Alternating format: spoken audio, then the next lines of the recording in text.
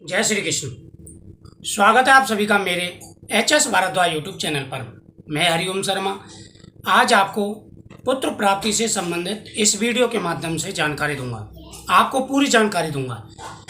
जिनके भी पहले से 2 या 3 पुत्री हैं या एक पुत्री है, और जो भी व्यक्ति पुत्र चाहते हैं या शादी के बाद में जिनको संतान की प्राप्ति नहीं हुई है, तो वह यह वीडियो लास्ट तक देखें।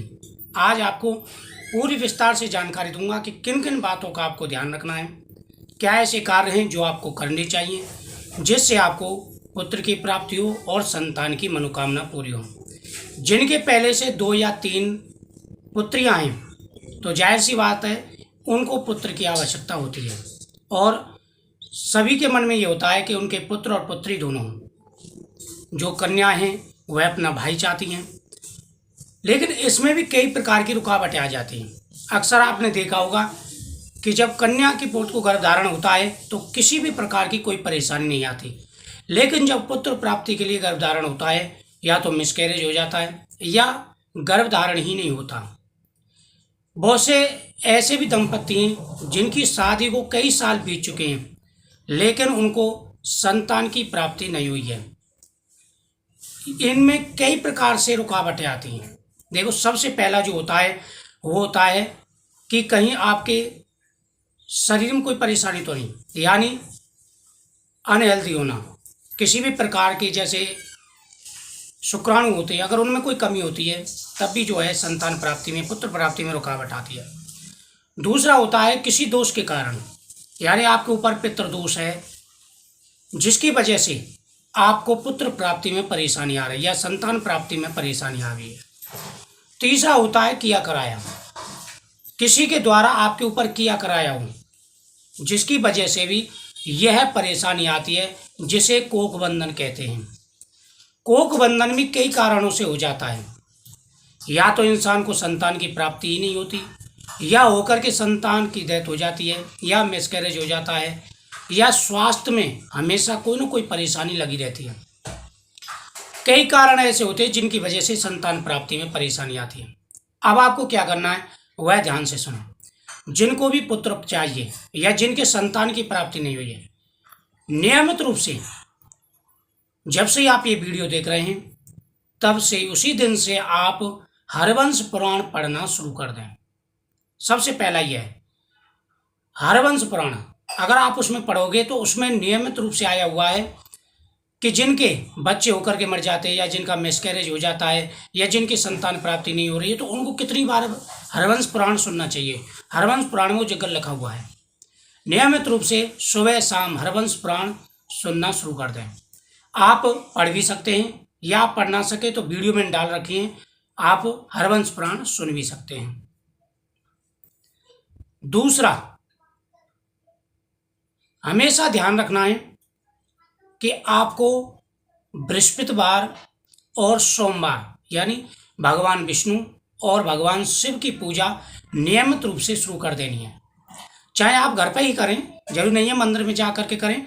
घर में अगर इस भगवान शिव जी की फोटो है तो उनके सामने बैठ करके आप ओम नमः शिवाय मंत्र का जाप करें, या शिव गायत्री मंत्र का जाप करें। भगवान विष्णु के सामने बैठ करके आप संतान गोपाल मंत्र का जाप करें। यह आप नियमित रूप से शुरू कर दें। संतान गोपाल मंत्र का जाप बहुत ही जरूरी है। अगर आप यह नियमित रूप से शुरू कर देते हैं तो जल्दी ही आपकी मनोकामना पूरी होगी। नंबर 3, प्रति शनिवार को ध्यान देना है। प्रति शनिवार को यह आपको मंत्र जा करके करना होगा। आप जो स्त्री पुरुष दोनों अपने बराबर का एक धागा नापेंगे, काला धागा, और वह जा करके पीपल वृक्ष पर समर्पित कर देंगे, यानी अपनी मनोकामना बोलते हुए कि हमारे कोख बंधन हो या किसी भी प्रकार की कोई परेशानी, जो रुकावटें आ रही हैं वह हमारी दूर हो। वहाँ दीपक जलाना है और वह धागा आपको पीपल वृक्ष पर ही छोड़ देना है। साथ ही कुछ मीठा भी वहाँ पर चढ़ा देना है। यह आपको गुप्त रूप से करना है, और फिर 7 परिक्रमा अपनी मनोकामना बोलते हुए वहाँ पर कर देनी है। ध्यान से करना है ये। चौथा, हनुमान जी की पूजा प्रति मंगलवार की मंगलवार को लाल फल हनुमान जी के सामने अर्पण करने हैं, लाल पुष्प अर्पण करने हैं, और वहीं पर बैठ करके ओम हनुमंते नमः इस मंत्र का जाप करना है। थोड़ा सा पानी आपको हनुमान जी के सामने रख देना है, और आपको हनुमान जी से प्रार्थना करनी कि प्रभु हमारी जो संतान प्राप्ति में रुकावटें आ रही हैं वह दूर हों।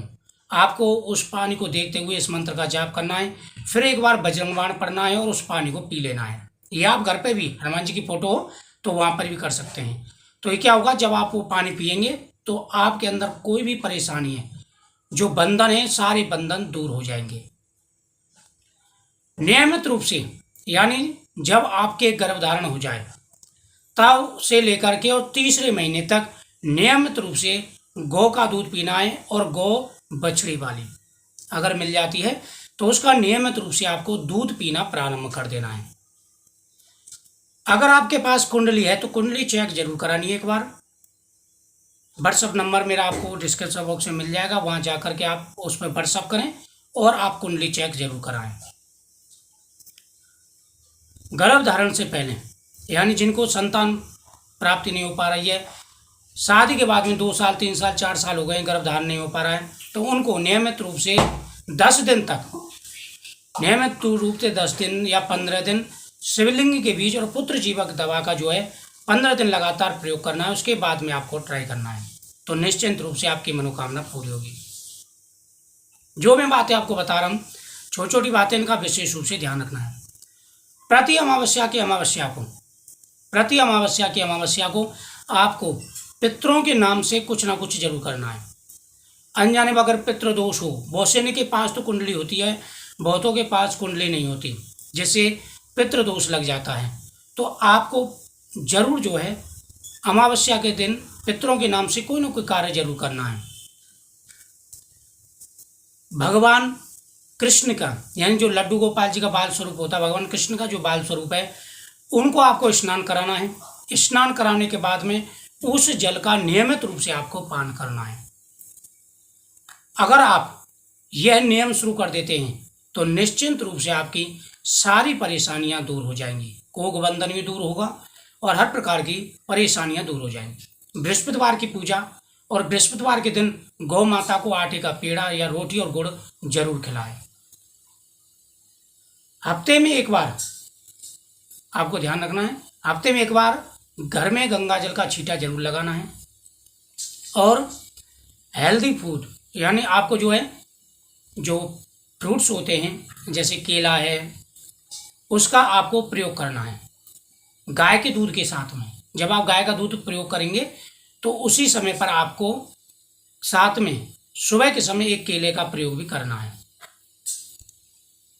सेकंड महीना जब शुरू हो तब आपको 5 दिन लगातार शिवलिंग के बीजों का प्रयोग करना है। सम तिथि और सम दिन का आपको विशेष रूप से ध्यान रखना है। जिनके भी 2 या 3 पुत्रियां हैं तो वो है कभी भी भूल करके भी सम तिथि और सम दिन के बिना ट्राई नहीं करना है।